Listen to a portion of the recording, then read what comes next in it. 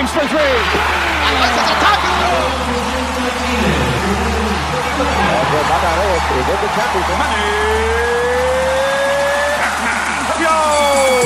Puso at Lakas, Sports sa Pinas.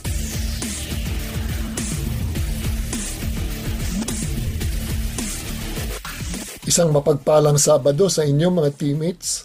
Ito po si Coach Jojo Villa ng Fellowship of Christian Athletes at ito ang programang Puso at Lakas Sports sa Pinas sa 702 DZAS FEBC Radio TV. Welcome sa mga teammates natin na nakikinig sa atin via DWAY 104.3 FMK Radio sa Bicol, sa DXFE 1197 The Good News Radio sa Davao Region, sa DZRK 106.3 FM Radyo Kapit Bisig sa Palawan, sa DXAS 1116 Your Community Radio sa Zamboanga. Tayo rin po ay napapakinggan via online streaming sa Facebook page natin sa Puso at Lakas, Sports sa Pinas, sa FEBC 702 DZAS o kaya sa febc.ph. Greetings sa mga teammates natin na madalas makinig sa atin. Si Epifanio Salvador, Ben and Maricar Loriaga, Julita Adamos, Andres Mendoza, Romulo Bolgado, Rosemary Garmino, Kyle Joshua Chan, Nora Cancela, Faustina Habla, Coach Glendino Gopez, Jocelyn Panagiton, Gregorio Junior Tan, Ruben David, MC Garcia, Lordan Molyon, Anita Tejada Colon, Tess Bagtas Dehan, Aaron Ray Gatcho, Belsi Soreta, and Sally Anuran.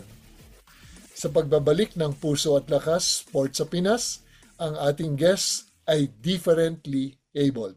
Time out muna kapatid. Magbabalik ang Puso at Lakas Sports sa Pinas.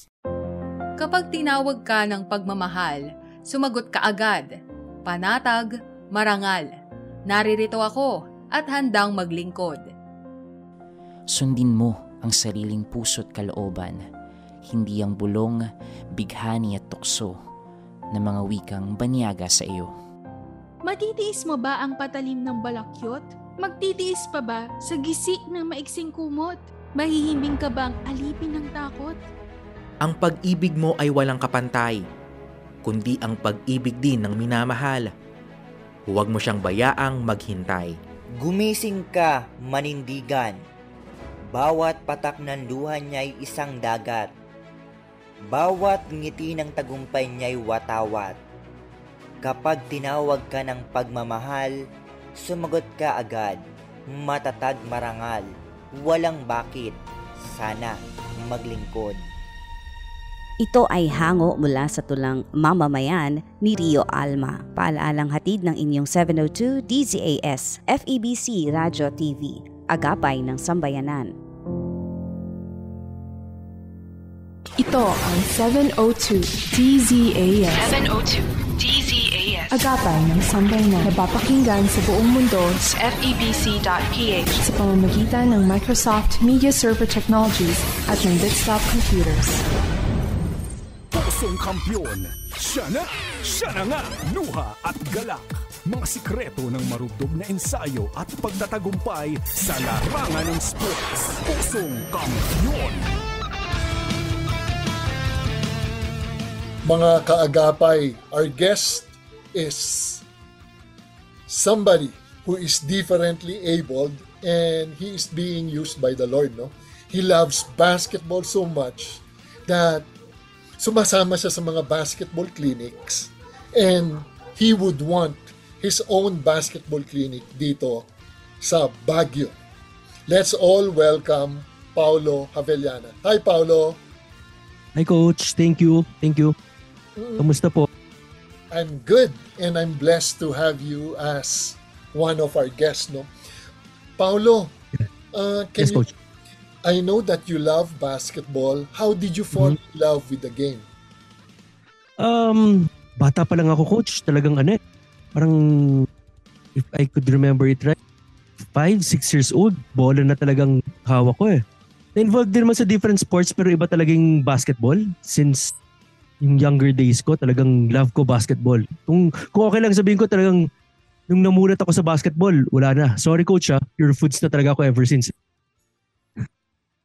Okay, talagang diehard ka pure foods. Hanggang ngayon, wala diehard yan. Ano, panahon ni Alvin Patrimonio yan, di ba? Ako, favorite ko, Dindo Pumaren ako. Dindo Pumaren. Okay, I've watched Dindo Pumaren during his college days, and I consider him one of the best point guards, pure point guards. Pure. Hindi siya, pass first before he takes the shot. Correct. Yeah, and Paolo, you are differently abled, no? Can you tell us about your story? Yeah. Sa mga viewers, good evening sa mga viewers natin. Differently abled in a sense na hindi ako legally blind, visually impaired. Ang impairment is visual. So, I'm a PWD, person with disability, or yun nga, differently abled. Pero sa mga viewers, hindi naman ako listeners, hindi ako blind or legally blind since birth. Nabanggit nga ni Coach Jojo, I'm so much in love with basketball. So meaning to say, since birth hanggang age 21, nakakakita ako. Normal lang aking paningin, walang problem yung eyesight ko.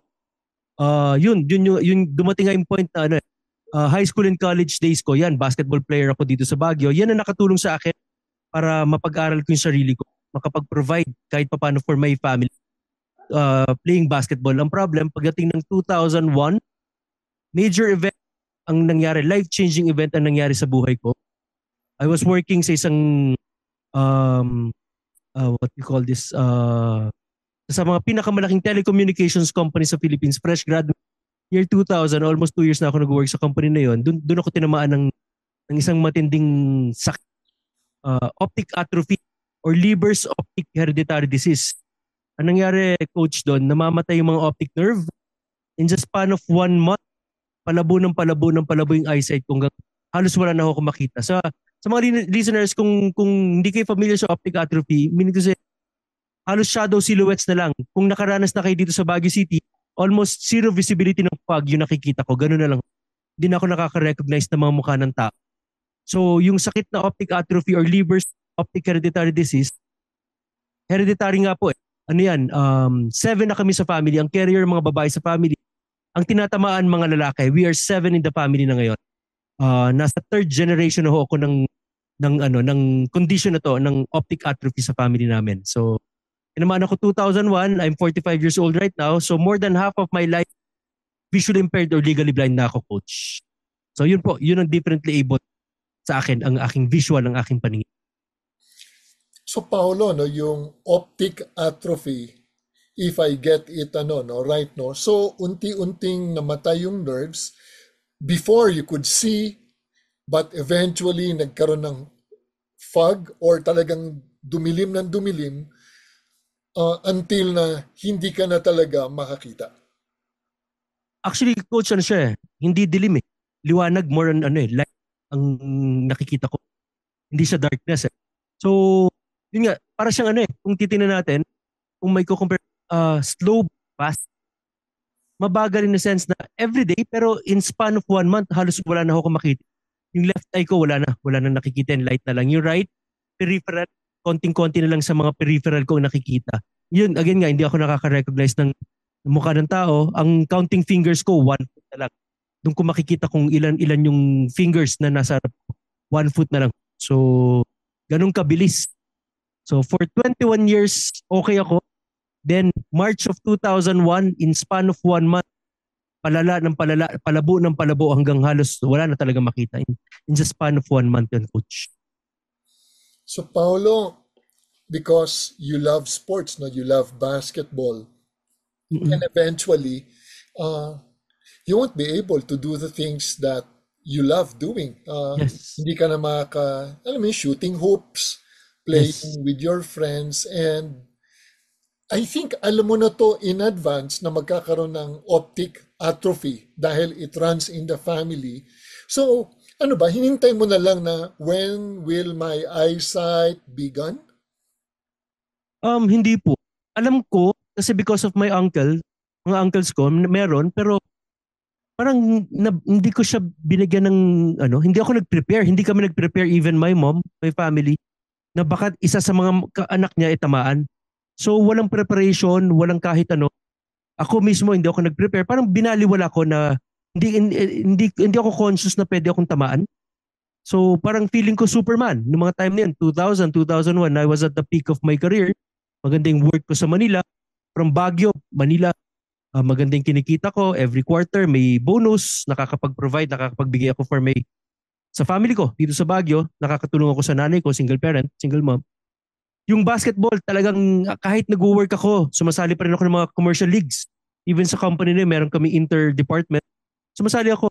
So, wala eh. Walang preparation. So talagang tinamaan ako ng depression, coach, ng mga time na yun nung lumabo. Hindi na ako makapag-work, hindi na ako makapaglaro ng sport that I love so much.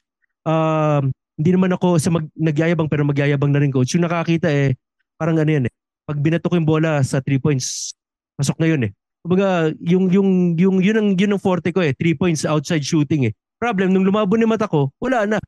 Hindi mo na makita yung ring. Paano ka pa maglalaro? So ang dami ko nagagawa noon na hindi ko na nagagawa nung malabo ni mata ko. Even simple things, hindi ko na siya magawa. So talagang tinamaan ako ng matinding depression, coach.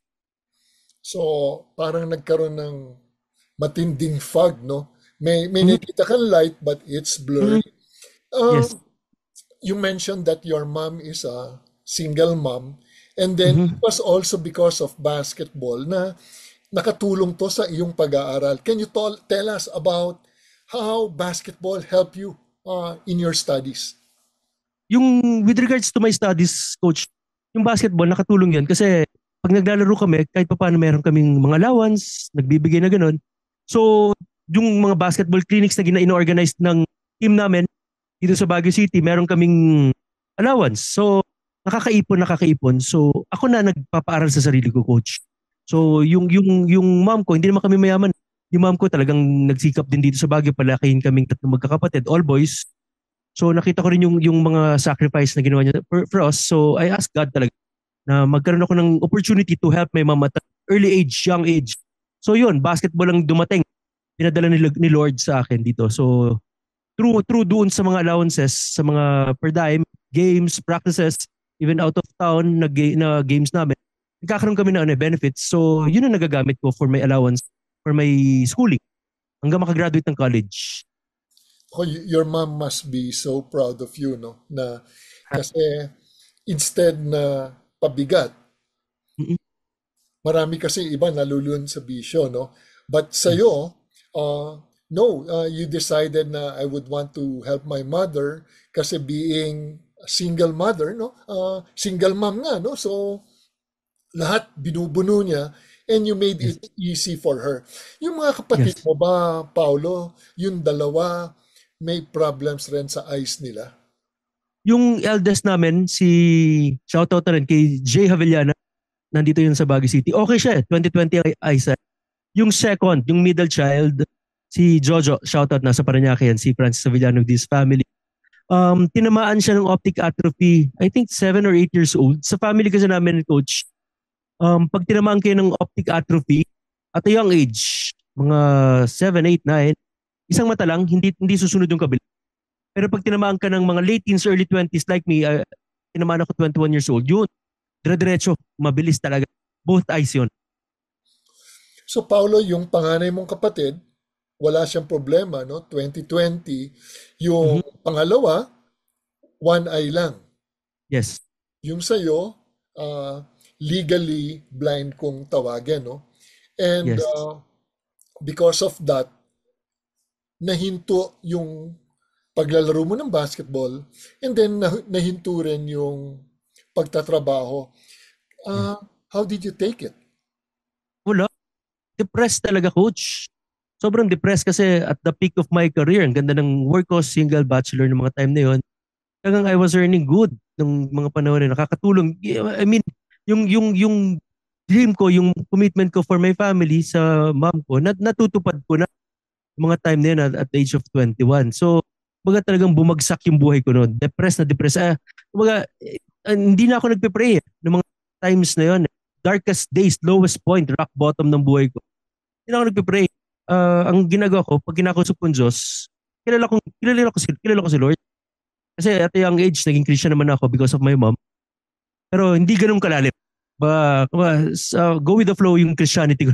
Pero mas lalo na itong dumating yung point ng buhay ko na talagang bagsak ako. I question God. Talagang everyday kina-question ko siya, bakit sa akin nangyari, coach? Of all the people na pwede magkaroon ng optic atrophy or lumabo yung mata, bakit ako? Wala naman akong ginawang masama. Hindi naman ako kriminal. Hindi naman ako hindi ako nagnanakaw. Di ba? Parang ang ganda-ganda ng intention ko to help my family, my mom, magkaroon ng magandang kinabukasan. So in one snap of finger, all of my dreams nawala lahat yun because of this condition. Na para sa akin, feeling ko parusa. Anong ginawa kong masama? So I question God every day, every night, every morning, pagising, bago hirap ako matulog, talagang depression. For almost 6 months, coach, talagang depressed, hindi ako lumalabas ng bahay. I question him, bakit sa akin pa nangyari? So Paulo, no, I think it's normal for a person to get angry at God and have questions na bakit ako, no, of all people, no? Binanggit mo nga yung panganay mong kapatid, okay yung kanyang eyesight, yung pangalawa, half, no? And then ikaw, bakit napunta sa akin? And tingin mo, ano naman ang sinagot ng Panginoon sa iyo? Parang si Job, di ba? Si Job sa Bible, lahat. Kung may taong matindi ang dinaanan at namatay yung mga anak niya, nawala yung ari-arian niya, nawala yung riches niya. Hindi lang yun. May mga boils pa, may sakit-sakit. And he also asked God, no, bakit? So tingin mo, bakit? Anong tingin mo ang plano ng Panginoon sa iyo? Yung mga times na yun, siguro isa talagang nakatulong sa akin dyan. Moving forward, yung sa bakit ako, yung question na yun, yung parang sa akin kasi, ang narinig ko nun sa sagot ng Diyos sa akin is, bakit hindi ikaw? Talagang clearly, sa tenga ko, definitely, pumasok sa isipan sa puso ko nung lowest moment ng buhay ko na talagang, I want to end it all. Yung moment na yun, nung give up na ako, suko na ako, clearly, audible words, narinig ko, coach, bakit hindi ikaw? Nung na-realize ko yun, coach, sabi ko, oo nga naman, diba? Anong karapatan ko para i-question si Lord, si God, sa mga plano niya sa buhay? Oo nga naman, ano bang nagawa ko? Parang sobrang pride na anong nagawa mo para sabihin mong hindi, you don't deserve what you have right now. Yung nakita ko yun, coach, yung parang, sabi ko, hinahanda lang pala ni Lord, ni God, yung puso ko for greater blessings. Yung mga moment na yon, na parang kailangan ko lang tanggapin. Sabi ko, yung kung i-analyze ko yung situation ko, for how many months, nung time na nabulag ako noong 2001, March, 6 months onwards, puro kaguluhan na nangyari. Ang naiisip ko, problema, kaguluhan, wala na akong silbi. Parang feeling ko, palamunin na ako. I want to end kasi hindi na ako makatulong. Yung all of my dreams, wala na, bagsak na yung buhay ko. Ang tingin ko, lahat nangyayari sa buhay ko, kaguluhan. Kung sa English ng kaguluhan, coach, sama ba pwede natin sabihin mess. Mess ang opposite ng ang English ng kaguluhan. Yung pala, pinaparealize ni God sa akin, don't focus on the mess. You focus on my message. Yung message ni God sa buhay ko. Kung bakit nangyari yun. Ano yung nakita kong message doon? Let's be grateful, thankful, and to have an attitude of gratitude. Sabi, isa lang naman yun na walang senses, sense of sight. Meron pang 4 na senses na natitira. Yun ang kadalasan nangyayari sa mga tao. Ang nakatingin sa mga kakulangan instead na makita. Marami palang blessings. So sa akin, isang sense lang na wala sense of sight. May 4 pa pala akong senses na natitira. So why focus? Bakit ako magagalit sa nawala? Instead, magpasalamat ako doon sa 4 na natitira pa. Sabi, ang sa akin, yung pinanghahawakan ko yung John chapter 9 verses 1 to 3. Then, coach, yung blind man since birth. Sabi ng mga disciples kay Jesus Christ, Rabbi, who sinned? That man or his parents sinned? That's why he became blind since birth. Ang sagot ng Diyos sa mga disciples, neither this man nor his parents sinned. This has happened to him so that the works of God might be seen in him.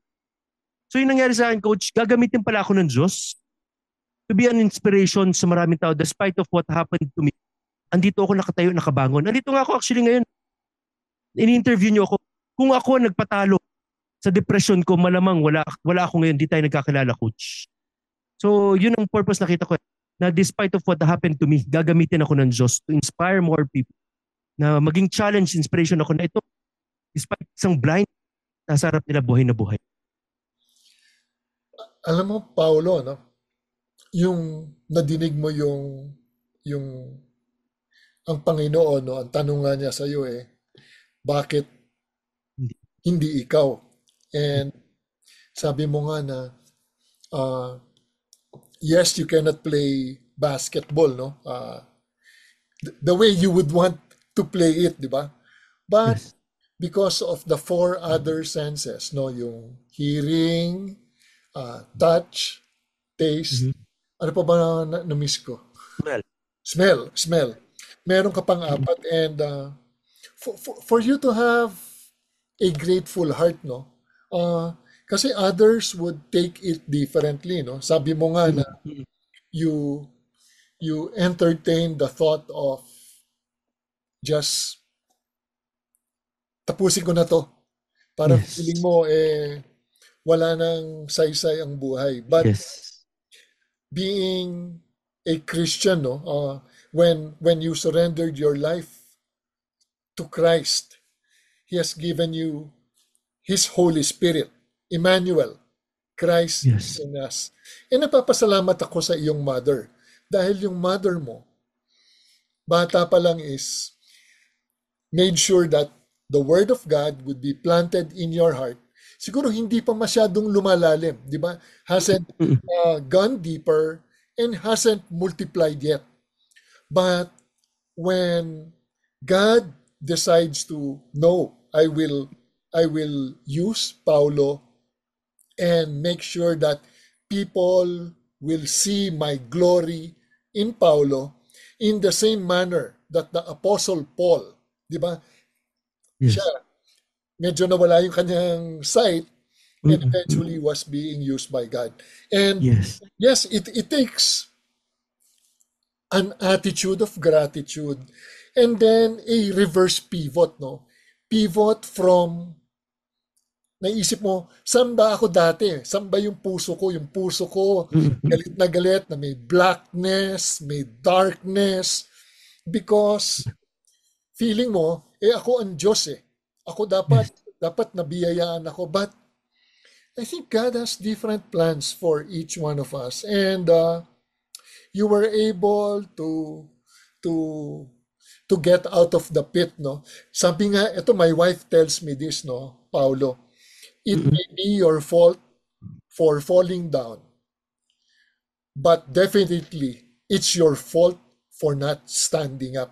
Diba? Ulitin ko, it may be your fault for falling down, but definitely it's your fault for not standing up. And ngayon, ikaw ay bumabangon and then meron kang kasama, meron kang katuwang. Sino ba, Paulo, ang nagbibigay ng inspiration sa iyo ngayon to continue? Siyempre, apart kay Lord, si Jesus Christ, kasama ko ngayon. Di ba? Yun ang nabanggit ko nga kanina, Coach, di ba? Everything happens for a reason. I mean, everything happens for a perfect reason. Just imagine kung hindi ako naging visually impaired, hindi nangyari sa akin yung pagiging blind na to, na allow ni God na mangyari sa buhay ko. Most probably, hindi ako babalik ng Baguio kasi nasa Manila ako maganda ng work ko. So siguro tuloy-tuloy ako doon. Pero because of itong naging situation sa akin, makita ko ng Baguio, bumalik ako ng Baguio. Dito ko na coach yung aking ex-girlfriend na ngayon asawa ko na. Si Bianca Avillanan, syempre daughter namin si Sage. So yan ang nagbibigay ng lakas sa akin, mga nakasupport sa akin all the way. Just imagine, di ba? Si Bia, sighted, able body, tinanggap ako despite of my condition. Sino bang hindi mai-inspire? Sino bang hindi magpapasalamat kay God na merong tao, may isang babae na tinanggap ako buong buo despite of my condition? Yeah, Paolo, no? I think God has a wonderful plan for each one of us, no? And naisip ko, Paolo, siguro kung God did not change, no, the course of your life through your sight, no, na medyo, hindi lang medyo, no, nawala siya, baka naman you are, towards a path of destruction dahil I will be the one to do kung ano yung gusto ko, no? Na si Lord, saka na muna yan kasi I can be my own God. Did you see it that way na maybe God had to intervene in a different manner, no? So that you would see Him, yung paradox na gano'n na Pwede. you see Him now, di ba? Yes. Pwede. Pwede, coach, na yung mga times na yon na feeling ko, ako to eh. Yung magandang nangyayari sa buhay ko, yung mga nararating ko at a young age, feeling ko ako yan eh. Again, kagaya na nabanggit ko, parang feeling ko ako si Superman na indestructible, walang pwedeng makahinto sa akin. Na actually, yeah, Christian, pero I did not live the Christian way no mga times na yun eh. To be honest, coach, gimmick dito, inom dito, mga kung ano-ano, parang through my life, mukhang hindi nag-glorify si Lord sa buhay ko. Nung aking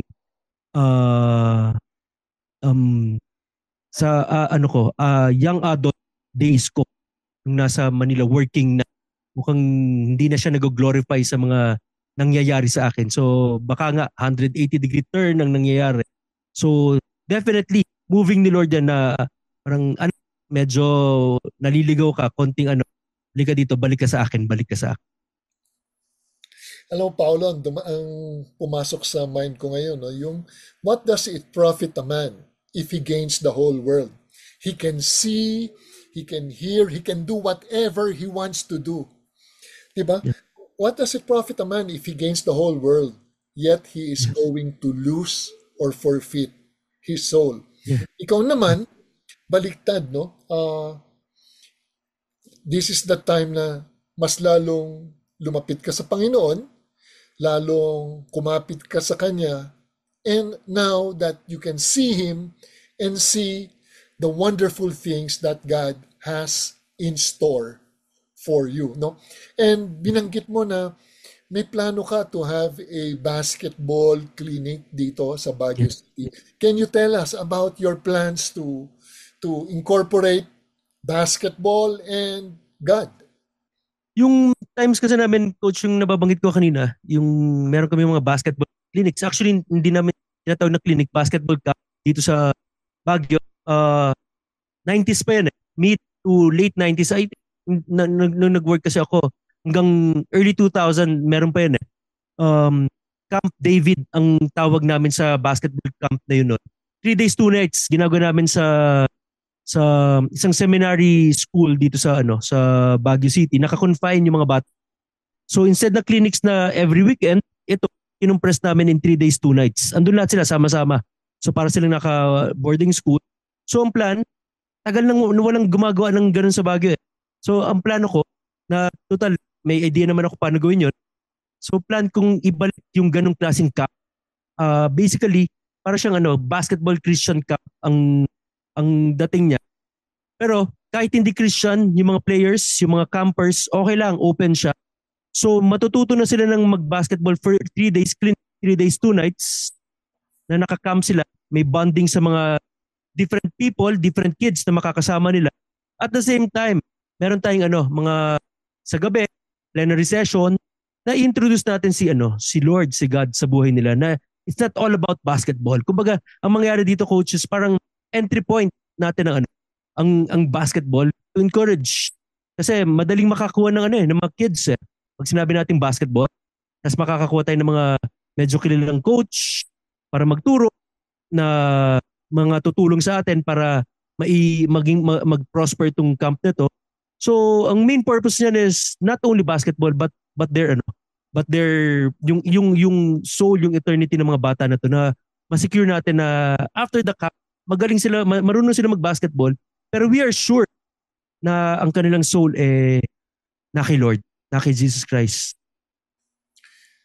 Natututo na silang mag-shoot ng bola, at mas importante, ang kanilang kaluluwa, shoot kay Lord. Di ba? 3 points. 3 points. Kasi apart from the Lord, we can do nothing and we are nothing. Imagine na ang tao na wala si Lord, papunta siya sa isang lugar na hindi gusto ni Lord yon, but dahil sa kadikasan ng kanilang puso, they chose a different path, no? Alam mo, Paulo, no? What makes this interesting, yung camp, kasi if kids would hear somebody share the gospel fervently with power and authority, and when they would know, wow, this guy, si Paulo Avellana, can speak with joy in his heart, even kahit hindi siya makakita, no? How is this possible? So alam mo yun, mas yung message, because of the messenger, mas may impact eh. As compared na ang magsasabi wala naman, hindi siya differently abled, no? And do you think that this is one way that the Lord is using you powerfully?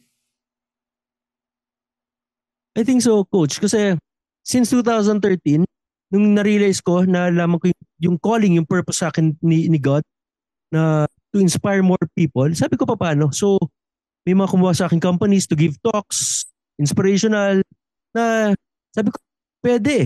Diba? So, since 2013, I've been traveling the whole Philippines from north to south. Actually, ilang airport na lang ang hindi ko pa nalandingan. Giving talks.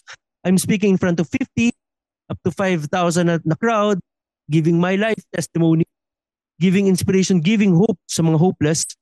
Na despite of my condition, andito ako nakatayo. Kumbaga, gusto kong gawin nila akong challenge na marami dyan mas bulag kesa sa akin. Pero nakakakita. Diba? Ako nga, legally blind. Pero marami dyan, Coach, illegally blind. What do I mean by illegally blind? Normal, nakakita, sighted, 20/20 vision. Pero walang pananaw sa buhay, walang pangarap. Yun yung mga tinatawag kong illegally blind. Mas bulag pa kaysa sa mga bulag. Ang point ko, kung yun nagawa ko magbigay ng talks through my life story, why not ipagsama ko na yung passion ko, yung what I love the most before, yung playing basketball, na ipagsama ko, yung life testimony ko, sharing the gospel, spreading the word, through dito sa mga players, through this camp. Diba? Sabi nyo nga, mas magiging powerful. Just imagine, naka-rubber shoes ako, naka-shorts, naka-sando, nagtuturo kahit paano ng shooting form pero hindi ko nakikita. Anong impact ang pwede mangyari sa mga bata na ito, diba? Yung then after that, sharing the gospel. I've been there, done that sa mga dadanasan na nila. Just in case gumaging magaling na basketball player, maligaw na landas, maisip nila na it's all about me, it's all about me. Walang hindi through the skills sa talent sa binigay sa kanila, hindi nila mag-glorify si Jesus Christ. Sayang, it will just go into vain. So why not habang bata, maayusan natin yung character. Ma-develop natin yung mga character ng mga bata. Ito mga future PBA players, mga future stars natin sa basketball. As early as their age, di ba? Umpisa natin grassroots dito sa Baguio City. So, yun ang purpose eh. Nakita ko, di ba? Puro talks. Isama na natin puro yung mga motivational, inspirational talks. Dagdag na natin. Sama mo na, Paulo, ang basketball dyan. So, Paulo, no, nakuha ko, no, being a motivational speaker, being an inspiration, and then using the gospel, no? Kasi at the end of the day, ang importante yung kanilang kaluluwa, no? Kung saan pupunta, no? Ano nga, what does it profit a man if you have everything, yet you are going to lose your soul, no? At the same time, they would get to see somebody who is not hopeless and who is not helpless, full of hope, full of joy, and that would only come from God Himself, no? Yung ano nga, my grace is sufficient for you, no? So that when you are weak, you are strong. For my power, God's power, is made perfect in your weakness.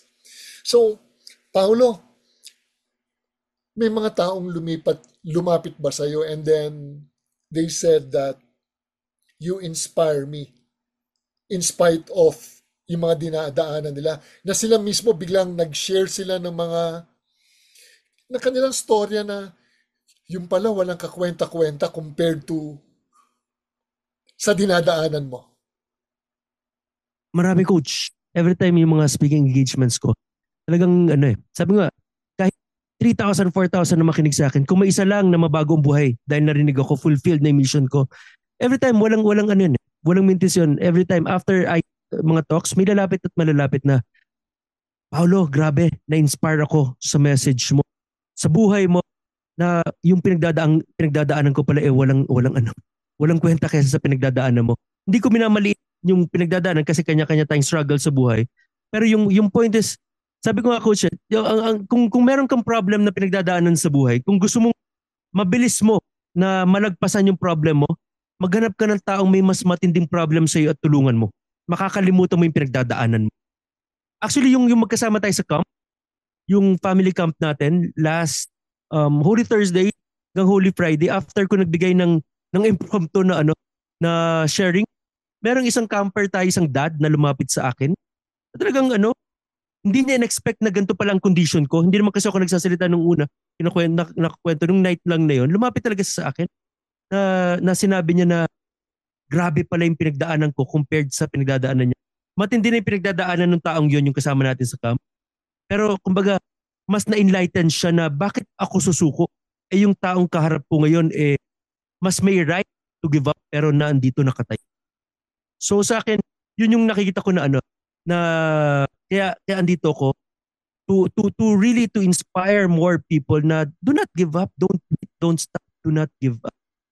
Andyan si Lord sa atin. Inaalaw niya yung mangyari yung mga pangyayari sa buhay natin dahil alam niya kaya natin ito. Gagamitin niya yung situation natin to inspire more people sa mga nangyayari sa buhay natin. Paolo, you're an inspiration dito sa mga nakikinig sa atin. Dahil yung iba nakikinig tapos naisip nila na meron silang mga problemang pinagdadaanan. Yes, tama yung sinabi mo. No? Hindi natin minamaliit yung kanilang dinadaanan. Sa kanila mabigat yon. But when they hear your story, somebody who loses sight and yet continues living, and then living with a purpose, and then living abundantly, parang, wow, mahihiya naman siguro ako, no? And ako nung nadinig ko mga kaagapay yung kwento ni Paulo, sabi ko, wala akong karapatan. Wala na umangal, mag-whine.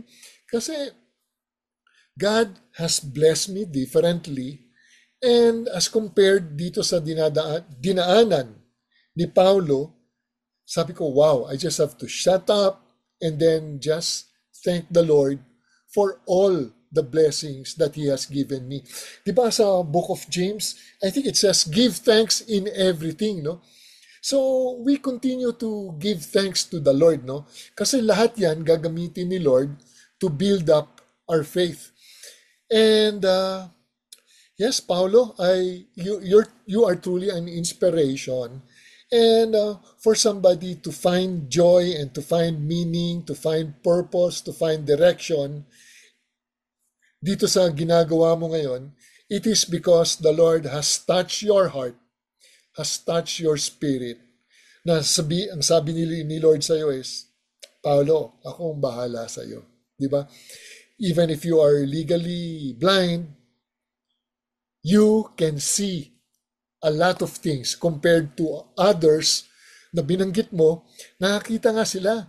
But ang nakikita nila ay blackness, darkness. Ang nakikita nila ay yung the material things of this world na sinabi nga ni Solomon, everything is meaningless. Vanity of vanities. At the end of the day, pag wala si Kristo sa atin, we are spiritually doomed. And Paulo, you are part of yung tawag nito, differently abled group sa sports, sa Philippine Sports Commission. Can you tell us about it? Kung ano yung advocacy mo dito sa... actually, hindi pa ako part sa mga para-athletes ng Philippines. Pero akong president ng PWD Association dito sa aming barangay, and constant communication ako with the head ng PIDAW, Persons with Disabilities Affairs Office ng Baguio City. So, naghahanap kami ng mga pwedeng maging mga para-athletes dito sa Baguio City, nagde-develop grassroots na pwedeng maging part ng national team. So, sa swimming, sa chess, sa iba-ibang, hindi lang blind, lahat ng mga differently abled na kaya pa mag-train, naghahanap kami dito sa Baguio City na ma-train sila para maging part ng ating national team ng mga para-athletes. Tomorrow nga, coach, awardan yung gold medalist ng na para-athlete ng Baguio City sa City Hall tomorrow. So yun din sa isang mga advocacies na through sports, itong mga differently abled natin, tumaas-taas ang self-esteem, lumabas ba sa kanilang shell, matanggal ang mga insecurities through sports pa rin. So maraming programs ang PIDAW, ang mga PWD associations para sa ating mga PWDs na may kakayanan pa rin na through sports ma-develop pa rin sila. Yes, Paulo, no, differently abled. They can still play sports, di ba? Yes. Hindi yung iniisip natin, kamukha ng may mga games, nabanggit mo sa akin, yung goalball. Tapos meron ng iba naman, wheelchair basketball. Volleyball. Pati volleyball. May nalaro ako noon volleyball na lahat nakaupo. So pantay-pantay, no? Yes.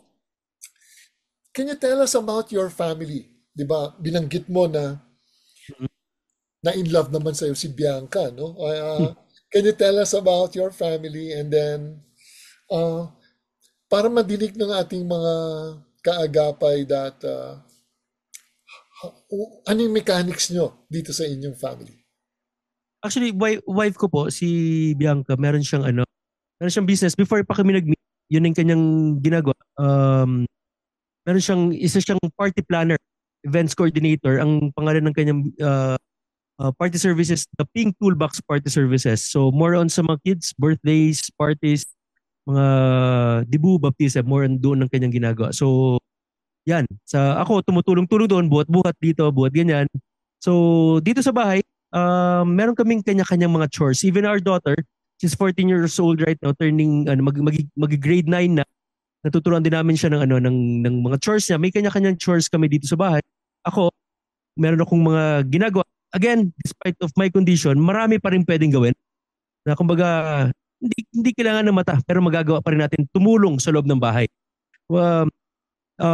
Every night dito sa bahay, siguro nag-start nagkaroon kami ng wife ko, nagkaroon kami ng commitment very recent na maging intentional sa aming spiritual growth as a family. So talagang every night nagkakaroon kami ng family devotion.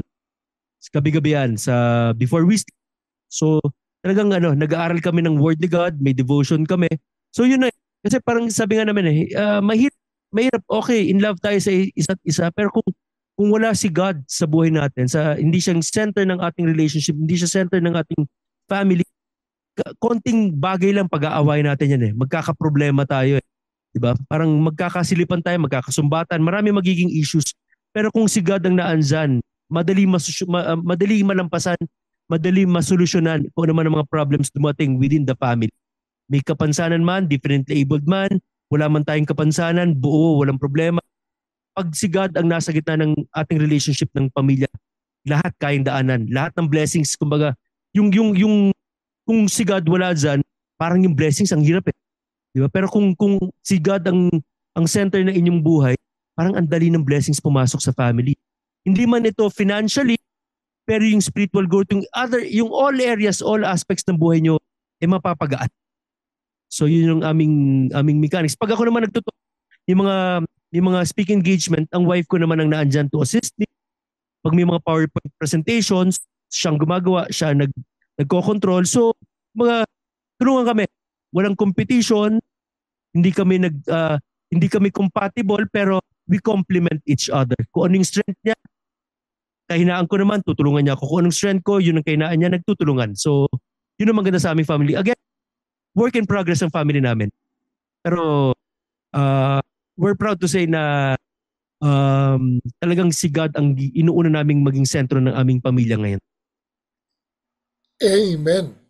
God being in the center of your marriage, no, siya yung glue that holds both of you together. Kasi tama yung binanggit mo, no? Magkakainisan, magkakapikunan, pero at the end of the day, marriage is, syempre, ano yan one flesh na kayo, no? Hindi na si Paolo, hindi na si Bianca, one flesh together, living and cleaving. At the same time, you made a vow in sickness or in health. Walang iwanan, no? And si God yung ating witness when we said, I do. Yes, it is God who is in the center of the marriage and God approved, no? Do you have a favorite verse, Paulo? Favorite verse, Coach, yung Job 1:21. Yung the Lord gives, the Lord takes, blessed be the Lord. Siya nagbibigay, siya mag-aalis, and siya rin na magbabalik, siya rin ulit magbibigay, blessed be the Lord. Sabi nga Coach, pabasahin natin sa mga taong complainer, walang ginawa kundi magreklamo sa buhay. Pabasahin natin sa kanilang buong book ng Job, wala nang karapatang magreklamo yan Kaya minsan ang hirap magbasa ng basahin or pakinggan ng Book of Job kasi mawawalan tayo ng karapatang magreklamo pag nabasa natin yun Alam mo, Paulo, no? Ikatenda ko ng church kanina and binabasa ko yung Job, no? Kasi, di ba, si Job was asking, yung kanyang mga kaibigan, di ba? Ang sinasabi nila na, why don't you curse God? Why don't you get angry at Him? Di ba?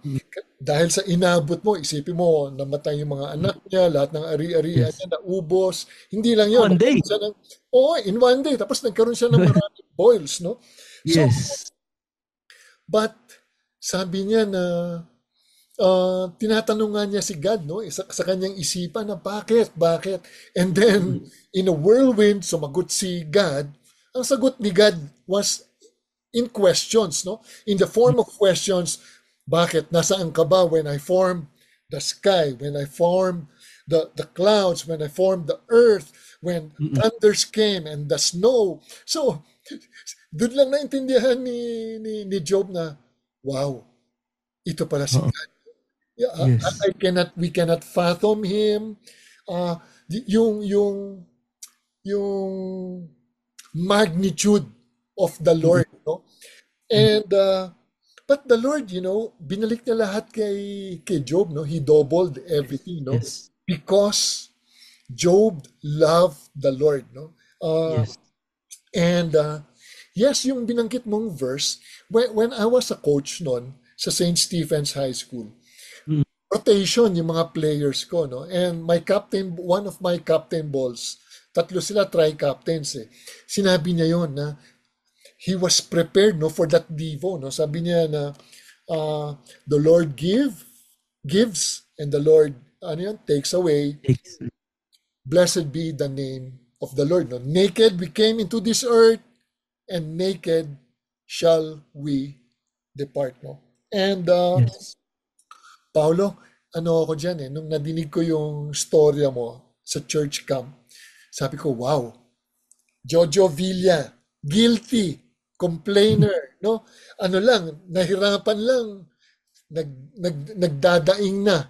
But when I heard your story, then I was reading the book of Job. Wow. The Lord promised us, no? Jesus, no, na He will be with us through all the storms, through all the trials. Ang hindi naman niya sinabi na wala nang storms Hindi naman niya sinabi na wala ka nang, ang buhay mo, smooth sailing na. No. Pag ikaw ay pumunta sa dagat, may mga waves, may mga winds na tatama sa'yo, pero kasama kita hanggang sa dulo.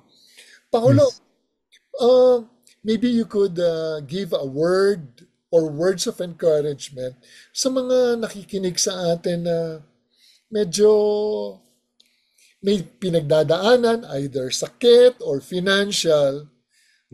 Can you give them words of inspiration. Siguro sa mga viewers, sa mga listeners natin, kung kayo may pinagdadaanan man, matindi man to o hindi, again, sabi ko kanina, kanya-kanya tayo ng tribulations sa buhay. Hindi namin pwedeng questionin yung extent or lalim ng iyong pinagdadaanan compared sa ibang tao or compared sa akin.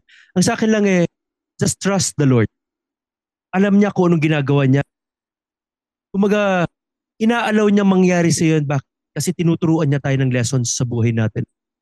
Sa akin lang, kagaya ng nangyari sa akin, bumangon ako. Sinabi ko nga, hindi ko gagawing hindrance or hadlang ang pagiging blind ko or pagiging differently able ko sa pag-ulit ng mga pangarap ko. Kung ako si Paolo Javellana, isang legally blind, differently able, blind, sabi natin blind, hindi ginagawang hindrance ang pagiging blind para maabot ng mga dreams and goals that God has placed in my heart. Anong pwedeng maging hindrance sa inyo? Mas marami kayong pwedeng magawa kaysa sa akin, pero anong ginagawa natin? Ang gaakan lang, hindi pala kailangan ng mata para makakita tayo. Ang kailangan natin, lawakan natin yung ating pananaw, yung ating mga dreams, yung ating mga goals, lawakan natin. Yun ang kailangan natin, lawakan natin ang pananaw natin. That's what I call vision beyond sight. I am blind, but I am teaching each and every one of you how to see. Again, don't quit, don't stop, do not give. God is preparing each and every one of you for greater blessings. Kaya kayo dumadaan sa mga problems, sa mga trials ngayon dahil buhay ka. Kung wala ka ng pinagdadaan problems, puro joy, puro saya, happiness ang nangyari sa'yo, wala ka na sa mundong ibabaw. Malamang patay ka na kung wala ka pinagdadaan ng problema. Bakit? Piniprepare ka ni God for greater blessings. Hinahanda ng Diyos ang puso ng bawat isa sa atin. Kung dumadaan tayo sa mga trials, again, God is preparing each and every one of you for greater blessings. Ulitin ko, don't quit, don't stop, do not give. So, don't quit, don't stop, do not give up. Di ba? May t-shirt ako do not give up, do not give in, do not give way, no? Dito sa mga thoughts na hindi makakatulong, no? But rather think of things that are lovely, that are good, commendable, honorable, right, pure, anything that comes from the Lord, no? Kung wala doon, stop it, di ba? Put a wall, sarado natin ang mga tenga, open the Word of God, kasi the Lord will speak to us through His Word, no? Sabi nga dito, no, I am the way, the truth, and the life. No one comes through the Father except through me. This is John 14:6, no? Jesus speaking. Kung wala si Jesus sa ating buhay, delikado. Kasi pupunta tayo sa isang lugar na madilim. But yes, Jesus being the light, He wants us to live a life in abundance only in Him. Alam mo, Paolo, I'd like to share this verse ayo, no? Sa Psalm 23, verse 6. Psalm 23, verse 6. Sabi dito, surely your goodness, mercy, and love will follow me all the days of my life, and I will dwell in the house of the Lord forever. We have the great shepherd, the Lord Jesus Christ.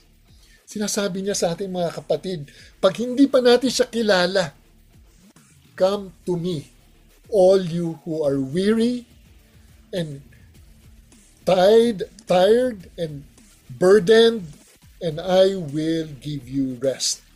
Ang rest, only lang kay Jesus. Sa Kanya, wala nang iba.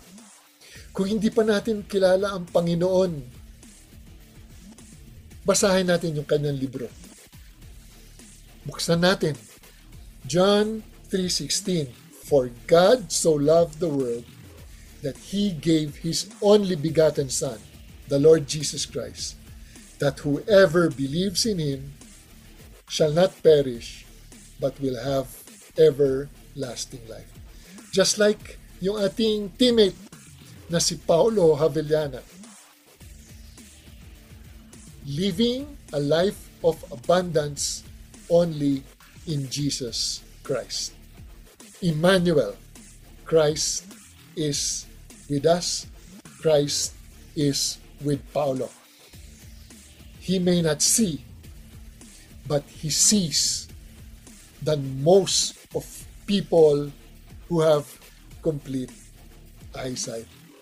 Importante dito is the eyes of your heart can see the goodness of the Lord in spite of what's happening around the world. Thank you, Paulo. Thank you for being our guest. Maraming salamat sa inyong pakikinig. Ito po si Coach Jojo Villa ng Fellowship of Christian Athletes at inyong napakinggan ang programang Puso at Lakas Sports sa Pinas sa 702 DZAS FEBC Radio TV, agapay ng Sambayanan, miyembro ng KBP, kapisanan ng mga broadcaster ng Pilipinas. Magandang Sabado po sa inyong lahat. Puso at Lakas Sports sa Pinas.